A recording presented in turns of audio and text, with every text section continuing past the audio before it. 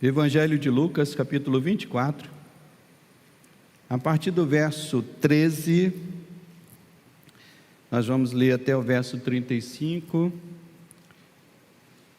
diz assim a palavra do Senhor: Naquele mesmo dia, dois deles estavam de caminho para uma aldeia chamada Emaús, distante de Jerusalém 60 estádios. Iam conversando a respeito de todas as coisas sucedidas. Aconteceu que, enquanto conversavam e discutiam, o próprio Jesus se aproximou e ia com eles. Os seus olhos, porém, diz a Bíblia, que estavam de que maneira, meus irmãos? Estavam como que impedidos de o reconhecer. Então lhes perguntou Jesus: que é isso que vos preocupa? E de que ides tratando à medida que caminhais? E eles pararam entristecidos. Um, porém, chamado Cleopas, respondeu dizendo: És o único, porventura, que tendo estado em Jerusalém, ignoras as ocorrências destes últimos dias? E ele lhe perguntou: quais? Explicaram: o que aconteceu a Jesus, o Nazareno, que era varão, profeta, poderoso em obras e palavras, diante de Deus e de todo o povo, e como os principais sacerdotes e as nossas autoridades o entregaram para ser condenado à morte e o crucificaram. Ora, nós esperávamos que fosse ele que havia de redimir a Israel, mas depois de tudo isso, e já este o terceiro dia, pois que já é este o terceiro dia desde que tais coisas sucederam. É verdade também que algumas mulheres das que conosco estavam nos surpreenderam, tendo ido de madrugada ao túmulo e não achando o corpo de Jesus, voltaram dizendo terem tido uma visão de anjos, os quais afirmam que ele vive. De fato, alguns dos nossos foram ao sepulcro e verificaram a exatidão do que disseram as mulheres, mas não o viram. Então lhes disse Jesus: honestos e tardos de coração para crer tudo o que os profetas disseram. Porventura não convinha que o Cristo padecesse e entrasse na sua glória? E começando por Moisés, discorrendo por todos os profetas, expunha-lhes o que a seu respeito constava em todas as Escrituras. Quando se aproximaram da aldeia para onde iam, fez ele menção de passar adiante, mas eles os constrangeram, dizendo: fica conosco, porque é tarde, e o dia já declina. E entrou para ficar com eles. E aconteceu que, quando estavam à mesa, tomando ele o pão, o abençoou, e tendo-o partido, lhes deu. Então se lhes abriram os olhos e o reconheceram, mas ele desapareceu da presença deles. E disseram um ao outro: porventura não nos ardia o coração, quando ele pelo caminho nos falava, quando nos expunha as Escrituras? E na mesma hora, levantando-se, voltaram para Jerusalém, onde acharam reunidos 11 e os outros com eles, e os quais diziam: o Senhor ressuscitou e já apareceu a Simão. Então os dois contaram o que lhes acontecera no caminho e como fora por eles reconhecido no partir do pão. Somente até aqui, amado Deus e amado Pai. Como é preciosa a Tua palavra, Pai, porque na história de discípulos do passado, nós vemos também, Senhor, um pouco da nossa história do presente. Oh Deus, aquilo que o Senhor fez no passado, ó Deus, corrigindo, exortando, trazendo de volta discípulos desanimados. Pai, nós cremos que o Senhor continua fazendo isso conosco, através da Tua palavra, Pai. Por isso que nesta noite, Senhor, a Tua palavra venha fortalecer os nossos corações, venha reaquecer os nossos corações, venha reavivar a fé dentro de nós, Senhor, para que possamos continuar te servindo, te adorando, oh Deus, te entregando, ó Deus, a nossa vida por completo. Pai, eu te peço nesta noite que nada impeça, Senhor, o fluir da tua palavra ao coração dos teus filhos que estão aqui na tua casa nesta noite, no nome santo de Jesus, e que a igreja do Senhor diga amém e amém. Os irmãos podem assentar. O título dessa palavra nesta noite é uma pergunta: Emaús ou Jerusalém? Emaús ou Jerusalém? É muito comum, irmãos, quando nós planejamos uma viagem, estudarmos, algumas coisas a respeito daquela viagem que vamos fazer. Certo ou errado? Quem é que faz isso? Quem é que vai fazer uma viagem? Primeira coisa que a gente faz é planejar minimamente esta viagem. Uma das primeiras coisas que avaliamos é a distância de um ponto a outro. Vamos para Taubaté, vamos calcular a distância.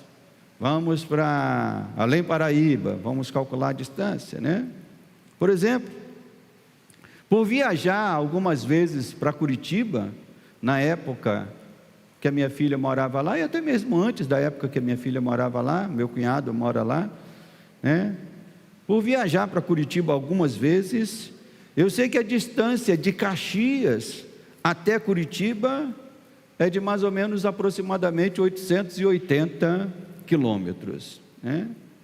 A primeira vez que fiz essa viagem, eu fui direto, demorei mais ou menos, então a distância é essa, 880 quilômetros. Uma primeira vez que eu fui de carro, fiz essa viagem em 11 horas,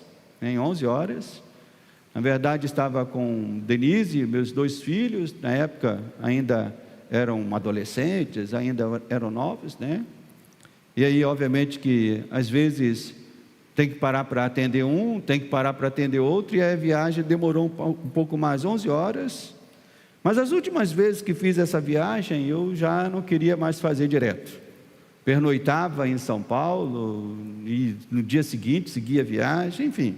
Então quando nós fazemos uma viagem, nós planejamos um pouco, distância, tempo que vai se gastar, valor do pedágio, temos tudo isso em mente. Outra coisa que avaliamos são os atrativos que a cidade de destino vai nos oferecer.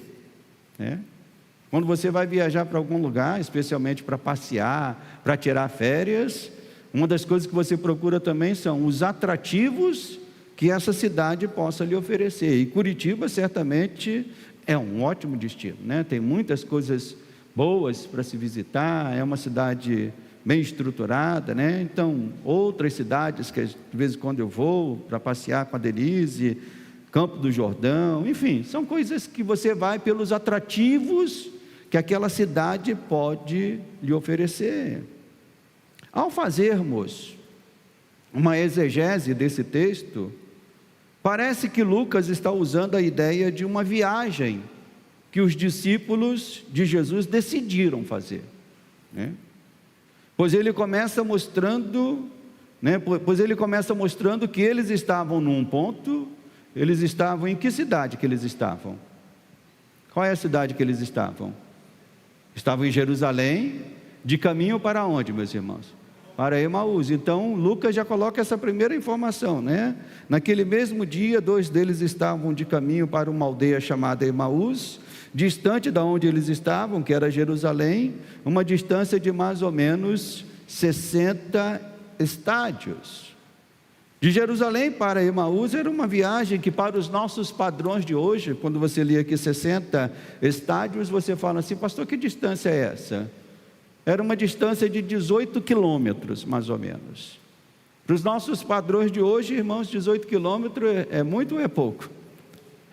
Júnior? É muito pouco, Na verdade, para nós hoje nem é considerado uma viagem, Às vezes indo daqui para o centro do Rio, indo daqui para Ilha, indo daqui para outra região, Barra, enfim, é até mais distante que isso. Mas a pergunta que devemos fazer é: o que motivou aqueles discípulos trocar Jerusalém por Emaús? Qual era a motivação que estava levando eles a saírem de um ponto a ir para outro? E traduzindo esta pergunta com termos mais conhecidos, nós podemos até refazer essa pergunta, para nós hoje. O que tem feito muitas pessoas saírem da igreja e o que motiva estas pessoas a irem para o mundo?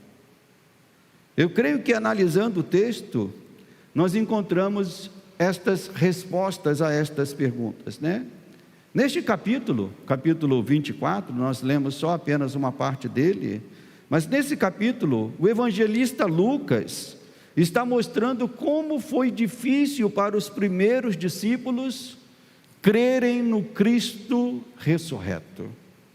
Lucas está querendo mostrar isso, como foi difícil os discípulos terem esta verdade nos seus corações: Cristo ressuscitou.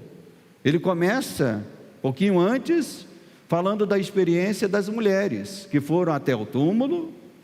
Elas foram até o túmulo procurando elas estavam na expectativa de encontrar um Jesus de que maneira, meus irmãos?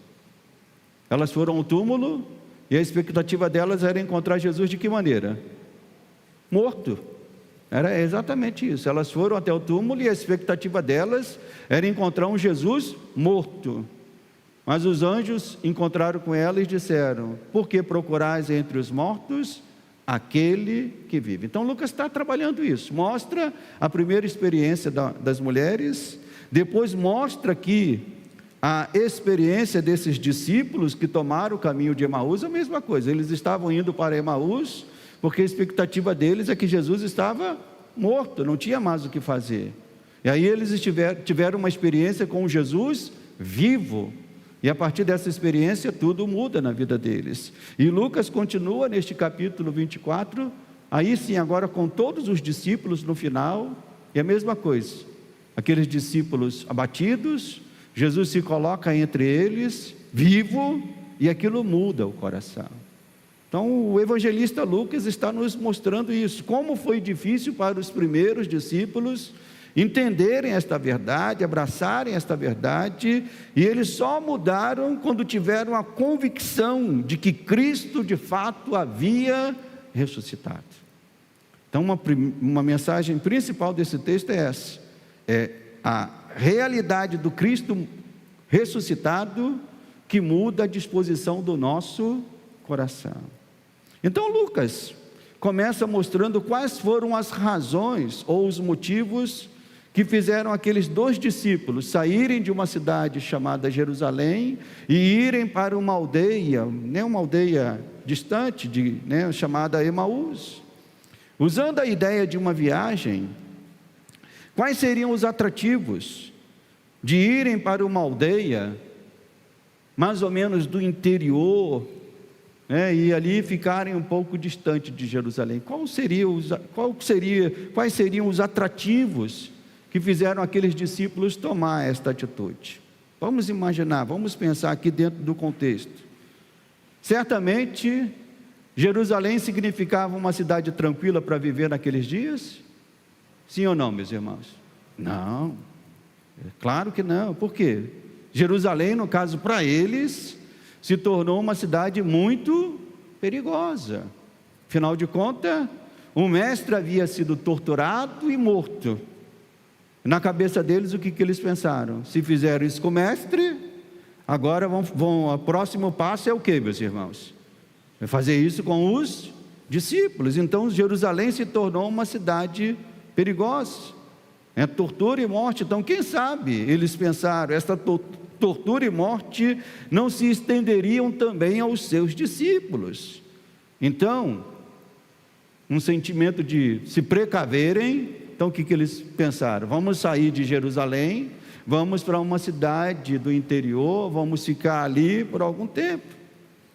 Mas um olhar mais atento ao texto, parece que Lucas está sugerindo também outros motivos que não são tão percebidos, mas que podem ser relacionados com 3 coisas que o evangelista Lucas está trabalhando nesse texto. A primeira delas, com os olhos. A segunda delas, com as esperanças, ou a falta de esperança que estava no coração daqueles discípulos. E por último, com a condição do coração daqueles discípulos. Então Lucas usa essas 3 coisas aqui que nós podemos perceber no texto. No verso 16, deixa a sua Bíblia aberta aí. No verso 16, Lucas fala a respeito dos olhos, né? No verso 16, como é que estavam os olhos daqueles discípulos? O que diz aí o texto? Diz o texto que os olhos estavam como que impedidos de o reconhecer. Mas lá no verso 31, o que acontece com os olhos desses discípulos? Então, o que diz o texto? Se lhes abriram os olhos. Então vamos ver nesse paralelo. Às vezes isso é muito importante quando a gente estuda um texto, quando a gente prega uma mensagem em cima do texto, é ver como que estava a situação antes e como se torna a situação depois. Olhos impedidos de ver, agora olhos que estavam ali, olhos que foram abertos. Lucas diz que eles tiveram seus olhos abertos. No verso 21, vemos que eles traziam esperanças que não eram vivas, frustradas. Verso 21 diz: ora, nós esperávamos, falando a respeito de Jesus, nós esperávamos que fosse Ele quem havia de redimir a Israel, mas depois de tudo isto, já é o 3º dia desde que tais coisas sucederam. E talvez a gente pode até continuar. Tem aquelas coisas que a pessoa fala assim e ela interrompe a frase, mas a gente pode até continuar imaginando o que ela continuaria falando, dizendo assim: tais coisas sucederam, então nós não temos mais esperança nenhuma. Esse é o sentimento deles, no verso 21. Mas nós vemos que lá no verso 33, parece que algo aconteceu, porque diz que na mesma hora que eles tiveram a revelação de Jesus, na mesma hora, levantando-se, o que eles fizeram, meus irmãos? Eles voltam para Jerusalém.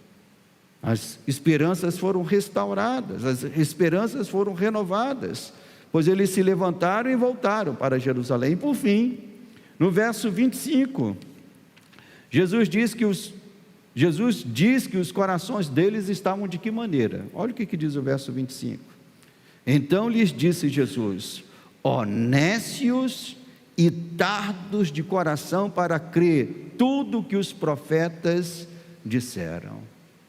Então eles tinham um coração endurecido, um coração incrédulo, um coração resistente ao testemunho das mulheres, um coração resistente aos testemunhos dos outros discípulos que viram Jesus ressurreto. Então o coração deles estava desta maneira, mas diz a palavra que o coração deles mudaram. Lá no verso 32 diz que eles disseram um ao outro: porventura não nos ardia o coração? Então essas coisas eu quero pontuar de uma maneira mais panorâmica inicialmente, para depois a gente trabalhar. Então o Lucas está trabalhando isso aqui, dizendo que o que levavam eles para Emaús era olhos fechados, esperanças frustradas, um coração endurecido. Mas depois que eles tiveram uma experiência maravilhosa, os olhos foram reabertos, as esperanças foram reavivadas e o coração começou a arder novamente. Então o que levava eles para uma direção eram condições que faziam eles irem para uma direção. Mas quando essas condições foram mudadas, a direção que eles tomaram foram outras. Amém, meus irmãos? Então eu creio que as motivações que levaram aqueles 2 discípulos a saírem de Jerusalém e tomarem o rumo de Emaús, envolve, irmãos, esses 3 pontos. Primeiro, uma visão errada. Segundo, esperanças frustradas. E terceiro, corações frios, corações endurecidos. Então vamos trabalhar um pouco cada um desses pontos, Primeiro deles, olhos impedidos, do verso 14 ao verso 16 diz que eles iam conversando a respeito de todas as coisas sucedidas, e aconteceu que enquanto conversavam e discutiam, o próprio Jesus se aproximou e ia com eles. Mas o texto bíblico, Lucas, coloca esse detalhe aqui dizendo: porém, os olhos deles estavam como que impedidos de o reconhecer. Mesmo Jesus se colocando ao lado deles, irmãos, e caminhando junto com eles, os olhos ficaram impedidos de o reconhecer. Alguns estudiosos sugerem que isto aconteceu porque a aparência de Jesus havia mudado, né? Agora, ele trazia a imagem do Cristo ressurreto, do Cristo, de certa maneira, já glorificado. Mas eu creio que os outros fatores, não somente a aparência de Jesus impediu eles de reconhecerem Jesus, mas outros fatores que estavam nos próprios discípulos. Fatores que estavam nos próprios discípulos é que impediram eles também de reconhecer Jesus. Outros fatores associados com do que nós podemos chamar de uma cegueira maligna que envolveu os olhos daqueles discípulos. E que fatores são esses, pastor? São os outros. Primeiro deles, esperanças frustradas. Uma das coisas que faz qualquer discípulo de Jesus, em qualquer tempo, perder a visão de Jesus, são as esperanças frustradas. São quando, e o texto nos mostra, que aqueles homens eram homens de esperanças frustradas. E isto fica evidente nas palavras que o evangelista Lucas usa aqui para descrever o sentimento. Vamos aqui voltar ao texto, né? A primeira delas, lá no verso 17, diz assim a palavra: então lhes perguntou Jesus: que é isso que vos preocupa? E de que ides tratando à medida que caminhais? E qual era a condição dos discípulos aí no texto? Que eles pararam de que maneira, meus irmãos? Eles estavam entristecidos. Eles estavam ali tristes com tudo aquilo que estava acontecendo. E no verso 21 fica evidente que eles eram homens de esperanças frustradas.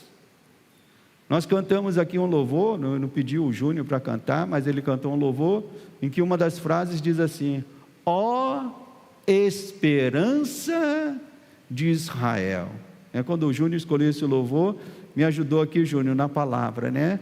Porque os discípulos, um israelita verdadeiro, a maior esperança de um israelita verdadeiro era a esperança do Messias, era a esperança do Cristo que iria nascer. E esses discípulos aqui, eles tinham esta esperança. E isso fica aqui evidente aqui no verso 21, quando eles dizem assim: nós esperávamos que fosse ele quem, meus irmãos? Jesus, que havia de redimir a Israel. Em outras palavras, eles disseram assim: nós até acreditamos por um tempo que Jesus era o Messias, que Jesus era o Cristo, que Jesus iria mudar a situação. Nós até esperávamos por um tempo, mas depois de tudo isso que já aconteceu, ou seja, prenderam ele, mataram ele, e já é o terceiro dia, e parece que nada mudou. Então eles eram homens, meus irmãos, de esperanças frustradas.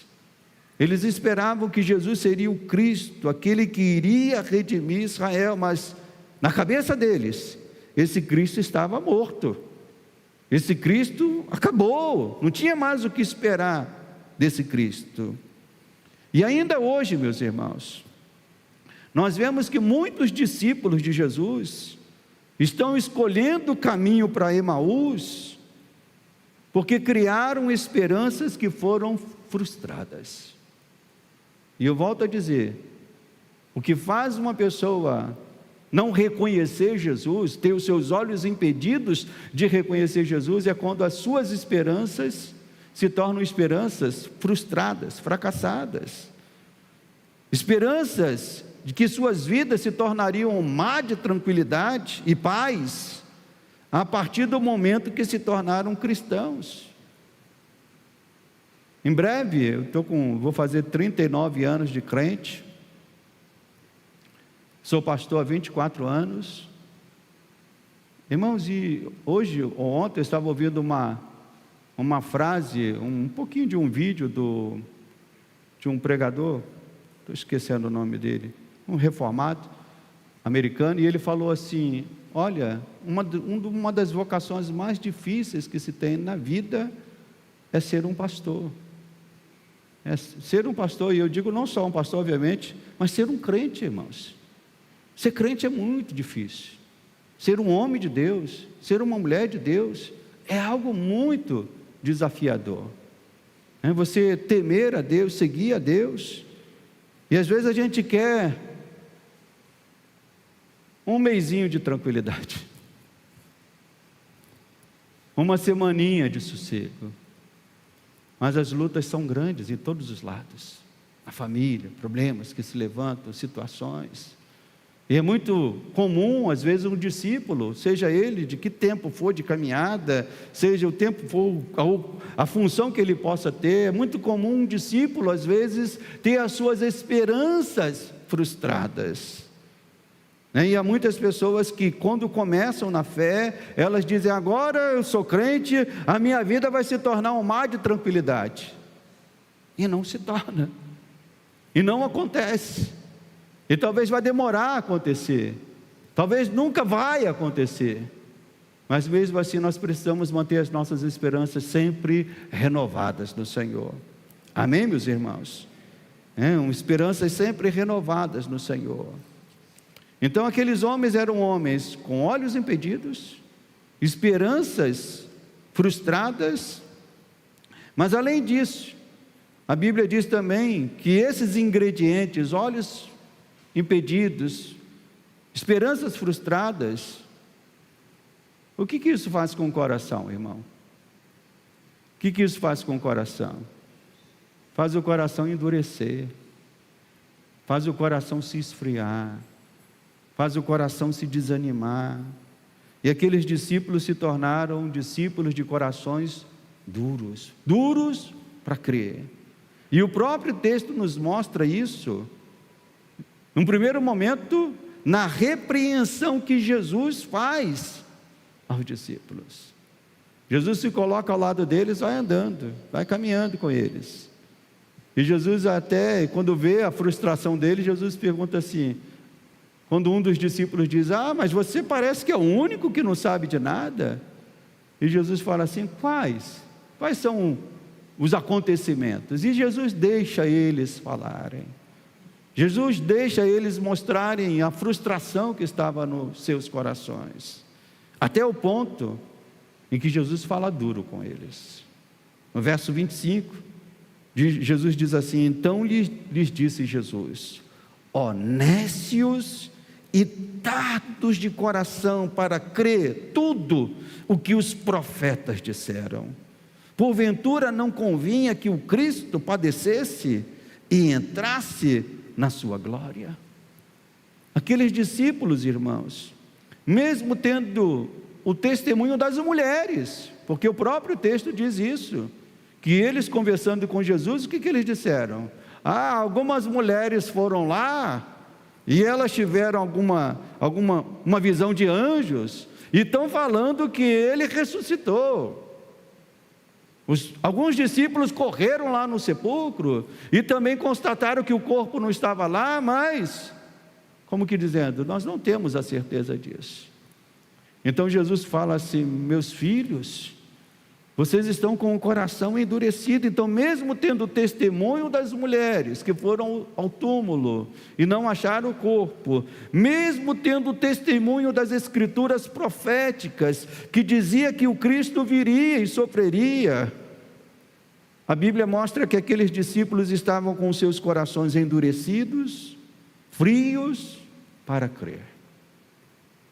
E a segunda prova que a gente pode constatar que o coração deles estava endurecidos é na própria palavra que eles disseram. No verso 32 no verso 32 o texto diz: e disseram um ao outro, porventura, o que passou a acontecer com o coração deles, irmãos? não nos ardia o coração, quando Ele pelo caminho nos falava, quando nos expunha as Escrituras? Então, o coração deles volta a arder, na medida que as palavras de Jesus começam a entrar no coração deles. Irmãos, como é glorioso quando a palavra de Deus atinge o nosso coração. Como é glorioso quando a palavra de Deus volta a fazer o nosso coração arder novamente. Então, o que podemos concluir até este ponto aqui, meus irmãos, é que aqueles homens estavam indo para uma direção. Qual era a direção que eles estavam até esse momento? Qual era a direção, irmãos? Emaús.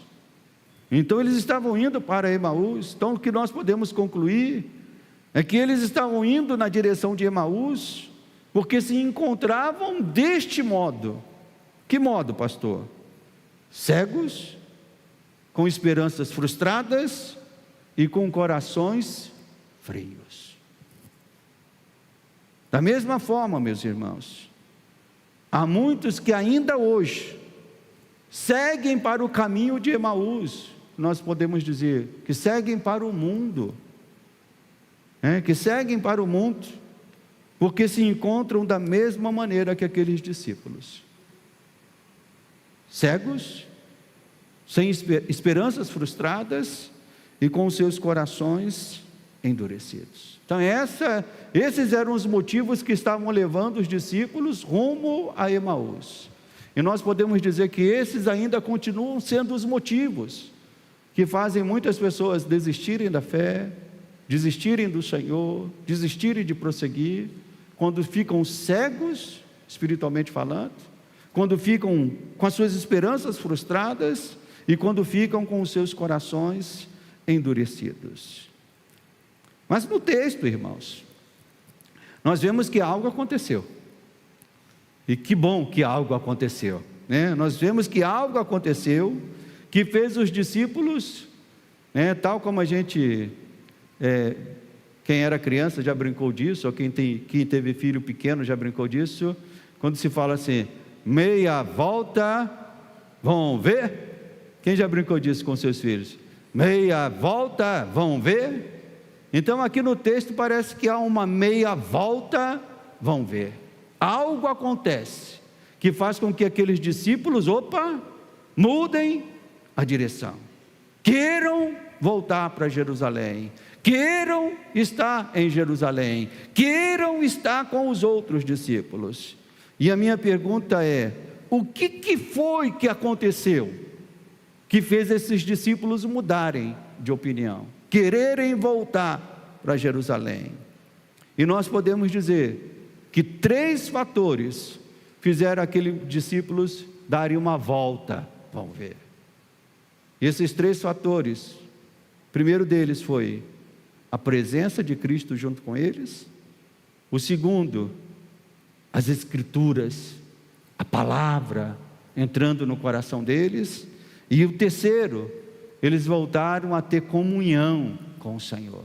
Então esses 3 fatores, vamos também detalhar um pouco disso, Então tudo começa a mudar, meus irmãos, quando Jesus se coloca junto com os discípulos. Que se Jesus não se colocasse ao lado deles, eles iriam ir para Emaús, eles iriam ficar em Emaús, mas Jesus, a primeira coisa que Jesus faz é se colocar ao lado deles. No verso 15 diz, aconteceu o quê? Enquanto conversavam e discutiam, o próprio Jesus se aproximou e ia com eles. Jesus não queria, meus irmãos, que eles terminassem aquela viagem rumo a Emaús. Jesus sabia que aquela viagem rumo a Emaús significava muitas coisas. Essa semana eu perdi uma tia minha, irmã da minha mãe. Filha dela é a Miriam, que até de vez em quando aparece aqui na igreja, E ela, quando soube da morte da mãe, a primeira coisa que ela fez foi comprar uma viagem. A mãe morreu lá na Paraíba, comprou uma passagem para ir para Paraíba, para poder estar sepultando a mãe. Então essa viagem da minha prima para Paraíba tem um significado alegre ou triste, meus irmãos? Triste. Um significado de sepultamento, um significado de despedida, um significado de um encontro final, né, com a mãe, vamos assim dizer. Jesus sabia também que aquela viagem que aqueles discípulos faziam rumo a Emaús também tinha muitos significados. E que significados eram esses?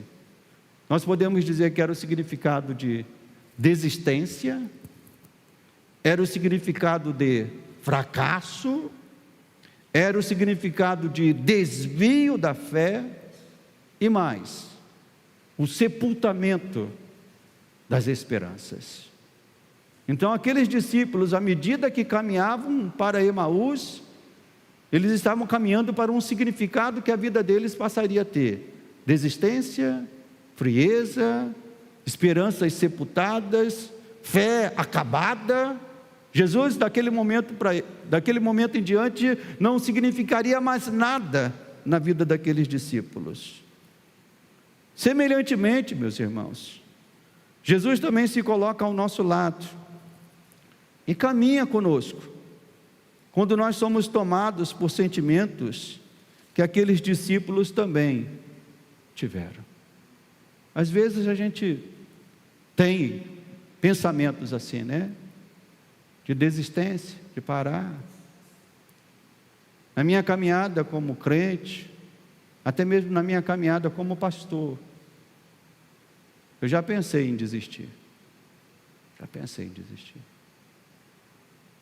Dizendo assim, minha vida vai se tornar muito mais tranquila se eu tomar o rumo de Emaús. Um rumo de sossego, um rumo de paz. Então, na vida de todos nós aqui, irmãos, Emaús às vezes se parece muito agradável para se ir. Parece um refúgio muito agradável para se estar. Mas às vezes significa desistência, fracasso, perda de esperança. E Jesus, sabendo disso, a primeira coisa que Jesus faz é se coloca ao lado deles para caminhar junto com eles. Jesus está caminhando com você também, meu irmão. Jesus está ao teu lado também, qualquer momento da tua vida. Depois de se colocar ao lado deles e caminhar um pouco, e até ouvir as suas impressões erradas, porque Jesus deixa eles falarem, ouvir um pouco das suas impressões erradas e deturpadas a respeito da realidade que eles viviam, pois os discípulos estavam com uma visão errada de Jesus. Jesus até quis ouvir eles. Jesus falou: quais são os acontecimentos? E eles começaram a falar: nós acreditamos num profeta que apareceu aí. Ele até foi um profeta grandioso, ele até fez coisas grandiosas, mas esse profeta agora morreu, está sepultado. Então Jesus, para poder curar esta visão errada que eles estavam, Jesus leva eles para onde, meus irmãos? Para onde que Jesus leva os discípulos? Verso 25 está aí. O que Jesus faz? Então lhes disse Jesus: honestos e tardos de coração, para crer tudo que os profetas disseram. Porventura não convinha que o Cristo padecesse e entrasse na sua glória? E o verso 27 diz: e começando por Moisés, discorrendo por todos os profetas, expunha-lhes o que a seu respeito constava onde, meus irmãos? Em todas as Escrituras. Então, meus irmãos, somente pelas Escrituras é que conhecemos quem Jesus é. Quer conhecer Jesus? Quem quer conhecer Jesus aqui? Quem quer conhecer Jesus? Volte-se para a Escritura. É a Escritura que nos revela quem Jesus é. E Jesus faz exatamente isso, pega os discípulos e leva eles de volta para as Escrituras. E pelas Escrituras nós conhecemos, por meio, hoje mesmo nós tivemos uma palavra pela manhã, que nós conhecemos pelas Escrituras que Jesus é aquele que foi prometido pelos profetas. E é isso que Jesus estava falando aos discípulos. Os profetas falaram de mim. Pelas Escrituras nós também conhecemos, na declaração de Pedro, quando Jesus perguntou aos discípulos: o que estão dizendo que eu sou? E alguns discípulos disseram: olha, uns estão dizendo que você é Elias, que você é isso. E Jesus falou: mas vocês, o que vocês dizem que eu sou? E Pedro disse: tu és o Cristo, o Filho do Deus Altíssimo. Então, pelas Escrituras nós conhecemos, irmãos, que Jesus é o prometido por meio dos profetas, que Ele é o Cristo, o Filho do Deus Altíssimo. Então, Jesus leva os discípulos de volta às Escrituras. E o terceiro fator que faz os discípulos abandonarem a direção de Emaús e voltarem para Jerusalém, é quando Jesus senta com eles, pega um pedaço de pão, reparte, dá graças e dá a eles. Irmãos, o texto fala um pouco sobre isso, mas há coisas que nós, quando convivemos muito com uma outra pessoa, nós sabemos até o jeito que aquela pessoa faz certas coisas. É ou não é, meus irmãos? Eu posso antecipar palavras que a Denise vai dizer. De tanto que eu já convivi com ela, quando ela começa a falar alguma coisa, eu já sei, daqui a pouco vai vir essa frase, e vem aquela frase. Os discípulos, de tanto andarem com Jesus, os discípulos sabiam que aquele jeito de partir o pão, aquele jeito de dar graças, só podia ser um: é o Mestre. Eles voltaram a ter comunhão com o Mestre, e isso fez o coração deles voltar o quê, meus irmãos? A arder novamente. E eu pergunto aos irmãos nesta noite: você quer ter olhos sempre abertos? Você quer ter esperanças sempre vivas? Você quer ter sempre o seu coração ardendo por Jesus? Quem quer essas três coisas? Olhos abertos, esperanças sempre vivas e coração ardendo por Jesus. Quem quer estas coisas? Eu quero. Então busque sempre, em primeiro lugar, a presença de Deus. Em segundo lugar, mantenha-se sempre com os seus olhos diante da palavra. Se você quer ter esperanças vivas, você precisa estar sempre voltando à palavra. Seja aqui no culto, quando a gente prega, expõe a palavra. Quantos somos nós aqui que entramos aqui na casa do Senhor de um jeito e depois da palavra isso muda o nosso coração? Quem tem essa experiência? Eu tenho essa experiência duplamente. Quando preparo a palavra, quando prego a palavra, eu saio daqui radiante, porque a palavra mexe conosco. Então coloque o seu coração sempre aberto diante da palavra, e nunca se afaste da comunhão dos santos, da comunhão da mesa do Senhor. A mesa do Senhor é algo muito importante, irmãos. Quando você está na mesa do Senhor, você está contribuindo para que o teu coração continue ardendo por Jesus. Então esses três fatores fizeram aqueles discípulos, eles estavam em caminho de Emaús, eles tiveram seus olhos abertos, tiveram seus corações reaquecidos, tiveram as suas esperanças reavivadas. Então Emaús não serve mais para nós. O lugar do fracasso não serve mais para nós. O lugar do desânimo não serve mais para nós. O lugar do medo não serve mais para nós. Agora o nosso lugar é Jerusalém. Nós temos que voltar para lá. Amém, igreja? Então o texto mostra que agora o caminho deles não era mais Emaús. Agora eles decidiram voltar para Jerusalém. Lá no verso 33 diz: e na mesma hora, levantaram-se, voltaram para Jerusalém, onde acharam reunidos 11 e os outros com eles. Esses 11 e os outros diziam, o Senhor ressuscitou e já apareceu a Simão.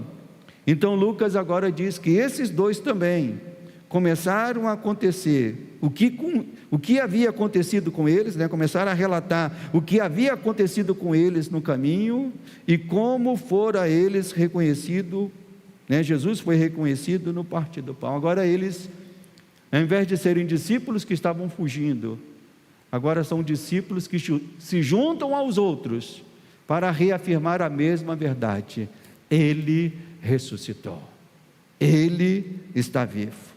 O medo, o desânimo, as dúvidas haviam desaparecido. Agora, meus irmãos, eles estavam preparados para testemunhar, preparados para enfrentar qualquer perigo por amor de Jesus. Jerusalém não deixou de ser Jerusalém com os seus perigos, com as perseguições que iriam acontecer, com as mortes que iriam acontecer.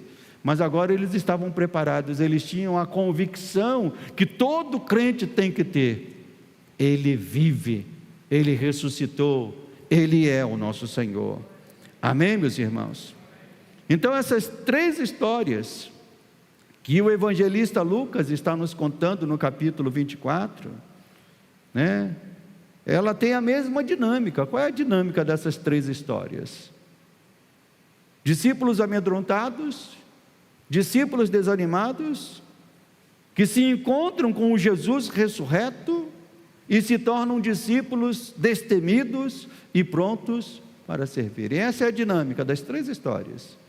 Mulheres desanimadas, levando bálsamo para embalsamar, perfumar o corpo de um Jesus morto, tem um encontro com anjos, tem a revelação que ele vive, voltam animadas, radiantes, se tornam testemunhas. Discípulos desanimados, caminhando para Emaús, têm um encontro com Jesus ressurreto, vivo, que fala com eles, e eles voltam animados para serem testemunhas. Discípulos que estavam lá trancados no lugar, Jesus se coloca no meio deles, eles têm a revelação de que Jesus está vivo, ressurreto, e agora eles estão prontos para serem testemunhas destemidas, enfrentando o que tiverem que enfrentar.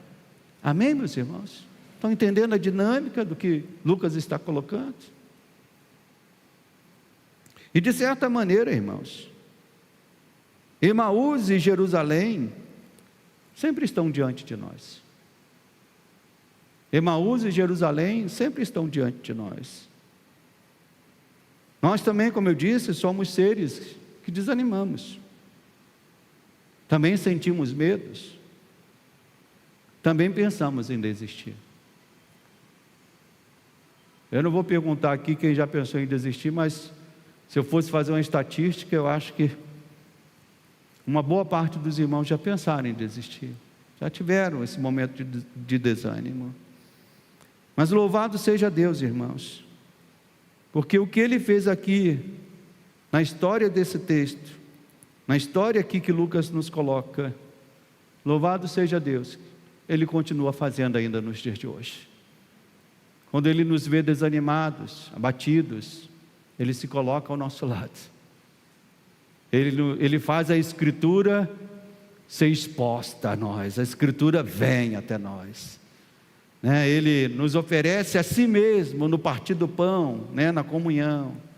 E à medida que nós participamos destas coisas, o que acontece com o nosso coração, meus irmãos? O coração volta a arder.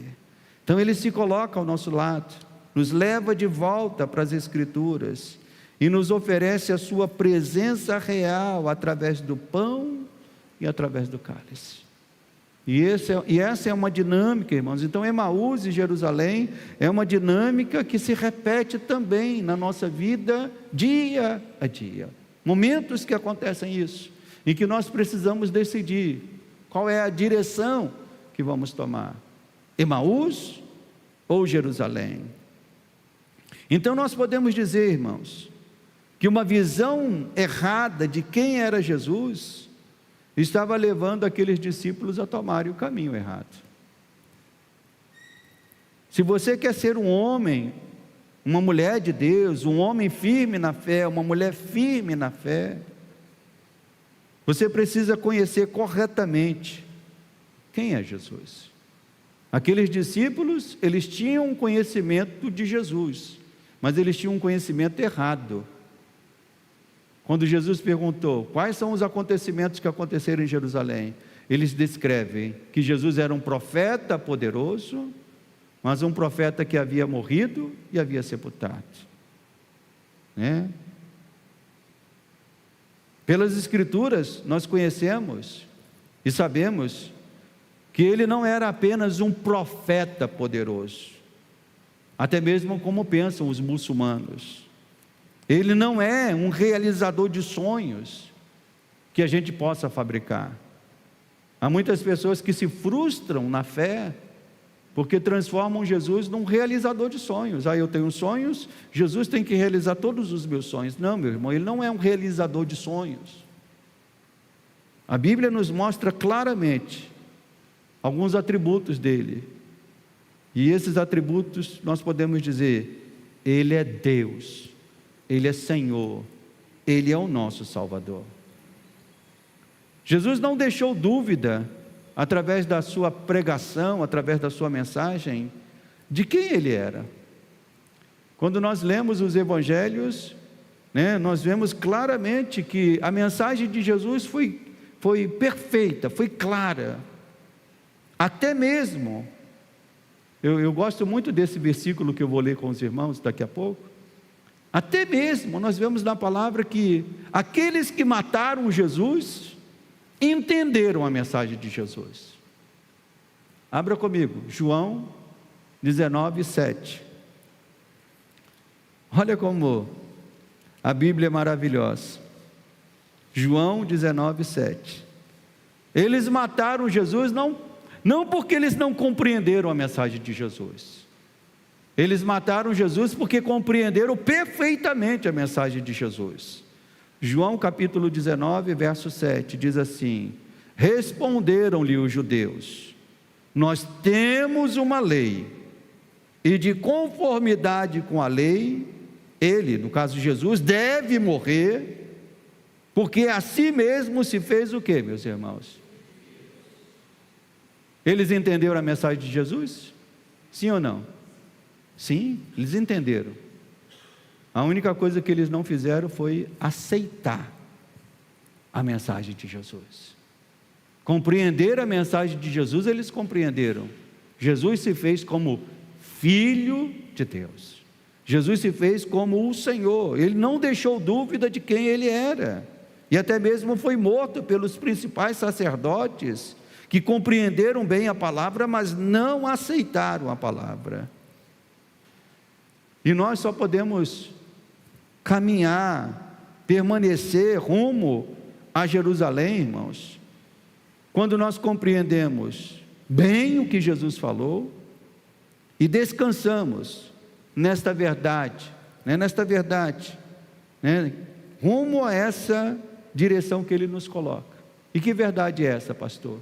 Ele é o Senhor de nossas vidas, Ele é o Filho de Deus.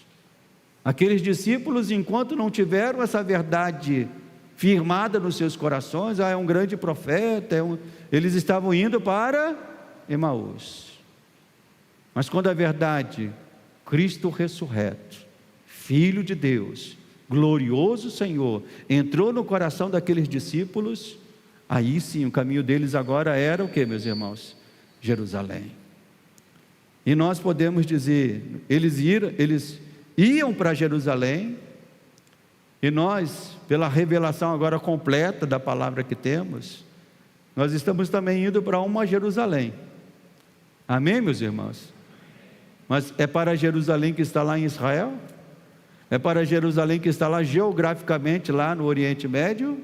Não, nós estamos indo para a nova Jerusalém, a Jerusalém que está preparada para nós. Amém, igreja?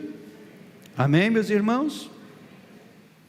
Então, irmãos, a distância espacial entre Emaús e Jerusalém, como nós vimos no texto, é 18 quilômetros. Uma distância pequena.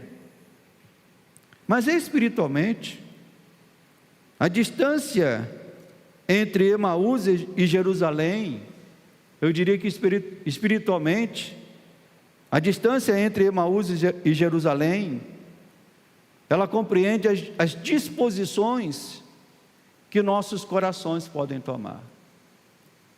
Jerusalém e Emaús está dentro do coração de cada um de nós. Nós vamos seguir para um lado ou vamos seguir para o outro, na medida que as disposições do nosso coração forem umas ou forem outras, né? Se forem as disposições do nosso coração for desânimo e desesperança, qual é o caminho que o nosso coração vai tomar? Irmã Claudete já respondeu: Emaús. Fracasso, o medo, desânimo, e quem sabe, até o mundo. Há muitas pessoas que voltaram para o mundo, justamente porque a disposição dos seus corações foram essas: desânimo, medo, dúvida. Mas quando a disposição do coração é outra, a certeza que Cristo é o Senhor, a alegria de viver na presença dEle, qual será a direção do nosso caminho, meus irmãos? Qual será a direção, meus irmãos? Jerusalém. Então, quem sabe, silenciosamente, o seu coração estava aí tomando o caminho de Emaús. O pastor não consegue analisar o coração de cada um dos irmãos que estão aqui. Mas quem sabe, você que conhece o teu coração, quem sabe, você que está aí vivendo momentos difíceis na sua vida, quem sabe, silenciosamente, o seu coração estava te levando para Emaús, o lugar dos desanimados, o lugar dos desesperançados. Emaús significa isso, o lugar dos desanimados, o lugar daqueles que tiveram as suas esperanças frustradas. Mas eu creio que Deus nos trouxe aqui nesta noite, meus irmãos, para que aqueles que estão assim, deem meia volta nesta noite. A palavra desta noite é uma palavra para todos nós darmos uma meia volta e dizer: o meu caminho é Jerusalém, o meu rumo é Jerusalém. E eu creio que Deus nos trouxe aqui para isso, meus irmãos, para que dentro do nosso coração, né, essa transformação aconteça, e você saia daqui nesta noite decidido: não vou para Emaús, eu vou para Jerusalém, ser um discípulo fiel, testemunhar de Cristo até o fim da minha vida. Então a pergunta dessa palavra é: Emaús ou Jerusalém? O meu caminho é Jerusalém. E o teu? Qual é o teu caminho? Então vamos orar nesta noite e vamos pedir que Deus sempre trabalhe no nosso coração, nos levando de volta, sempre para a presença dEle, sempre para Jerusalém. Vamos nos colocar de pé.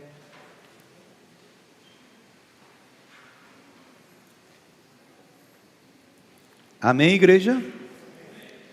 Então feche os teus olhos, comece a orar, comece a agradecer a Deus, comece a dizer: Senhor, obrigado, por tantas vezes que o Senhor viu o meu coração desanimado, por tantas vezes que o Senhor me viu com medo, por tantas vezes que o Senhor me viu, ó Deus, preocupado com tantas coisas, e até mesmo me viu, ó Deus, com um sentimento de querer desistir, de querer parar.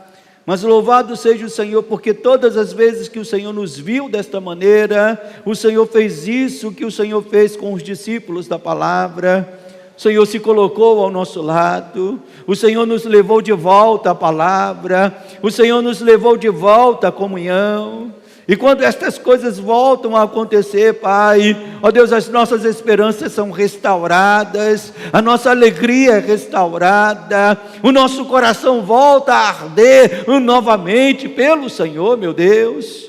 E a minha oração nesta noite é que estas coisas aconteçam na vida dos teus filhos e filhas.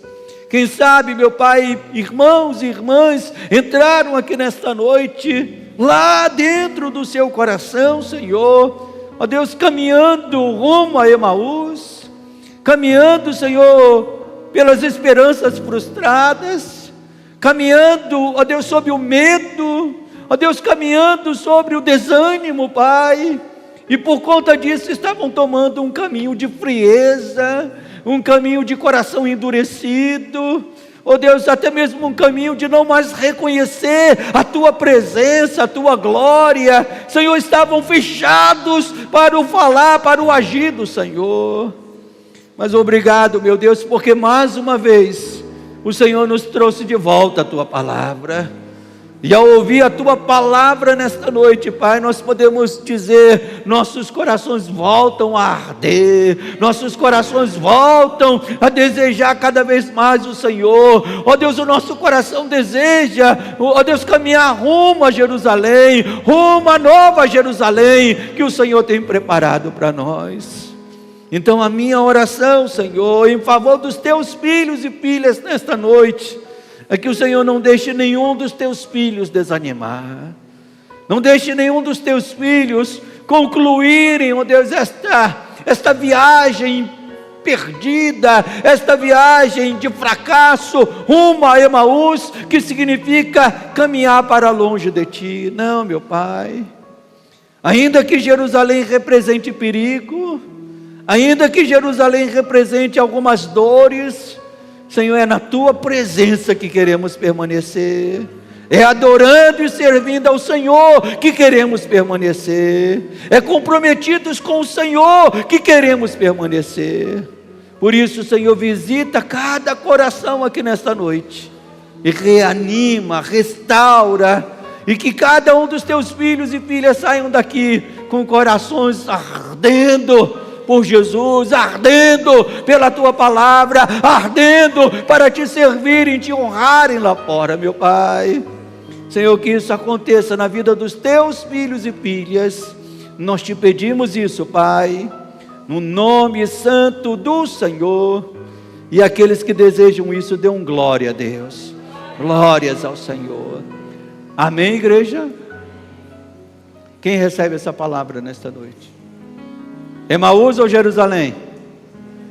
Emaús ou Jerusalém, igreja? Jerusalém. E mais, Nova Jerusalém. Nós vamos fazer a oração final, agradecendo a Deus por esta noite, por esse final de semana tão abençoado.